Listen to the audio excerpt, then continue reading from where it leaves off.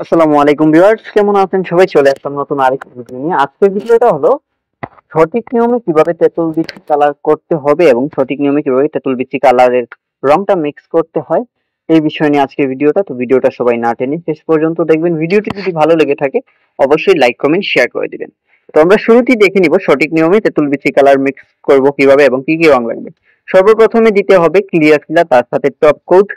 পরিমাণটা হলো 200 গ্রাম ক্লিয়ার সিলার, 100 গ্রাম top coat, total 300 গ্রাম।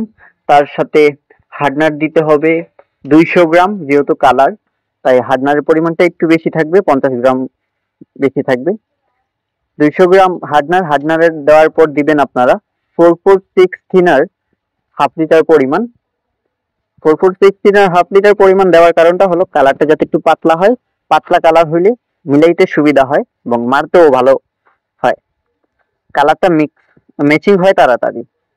তারপর যেটা দিবেন রোজ কালারের পরিমাণটা দিবেন আপনারা 1.5 ডিপা। আমি 1.5 ডিপা পরিমাণ দিচ্ছি, আপনারাও ঠিক 1.5 ডিপা পরিমাণ দিবেন যদি তেঁতুল বিচি কালার করতে চান।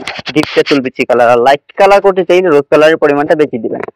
তারপর দিবেন মেহগুনি কালারের পরিমাণ হবে 2 ডিপা। মনে রাখবেন 1.5 ডিপা রোজ কালার, 2 ডিপা মেহগুনি কালার দিবেন। দেওয়ার পর আপনারা ভালো করে নাড়াচাড়া দিয়ে মিক্স করে নেবেন।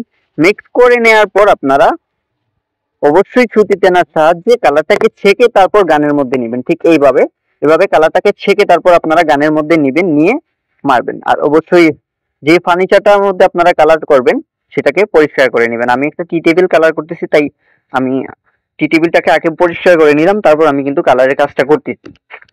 আশা করি আপনারা সবকিছু বুঝতে পারছেন। ভিডিওটি ভালো লেগে থাকলে অবশ্যই লাইক কমেন্ট শেয়ার করে দিবেন। আর আপনি যদি আমার চ্যানেলের নতুন দর্শক হয়ে থাকেন অবশ্যই আমার চ্যানেলটিকে সাবস্ক্রাইব করে পাশে থাকা বেল আইকনটি প্রেস করে দিবেন এবং নোটিফিকেশনটি অল করে রাখবেন, যাতে আপনি আমার প্রত্যেকটা নতুন ভিডিওর নোটিফিকেশন সবার আগে পেয়ে যান এবং সবার আগে দেখতে পারেন। আর অবশ্যই আপনারা যদি তেঁতুল বিচি ডিপ কালার করতে চান সেক্ষেত্রে 2 টান কালার মারবেন। আমি যেই নিয়মে বলছি কালারটা মিক্স করবেন ওই নিয়মে মিক্স করে 2 টান কালার মারবেন, তাহলে কিন্তু তেঁতুল বিচি কালার ডিপ হয়ে যাবে। আর যদি আপনারা লাইট কালার করতে চান, তেঁতুল বিচির মধ্যে লাইট কালার যদি করতে চান সেই ক্ষেত্রে আপনারা মেহগুনি কালারের পরিমাণটা 2 ডিপা থেকে দিবেন 1 ডিপা, আর রোজ কালারের পরিমাণটা দিবেন 2 ডিপা।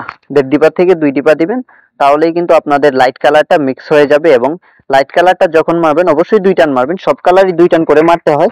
1 টান করে মারলে কিন্তু কালারটা মিক্স ভালোভাবে ম্যাচিং হয় না। আশা করি আমার কথাগুলো আপনারা বুঝছেন। আর আজকের ভিডিওটা কেমন হয়েছে তা অবশ্যই আপনারা কমেন্টে জানাবেন। আর আপনারা কোন কোন ধরনের ভিডিও দেখতে চান আমার কাছ থেকে সেটা অবশ্যই কমেন্টে জানাবেন।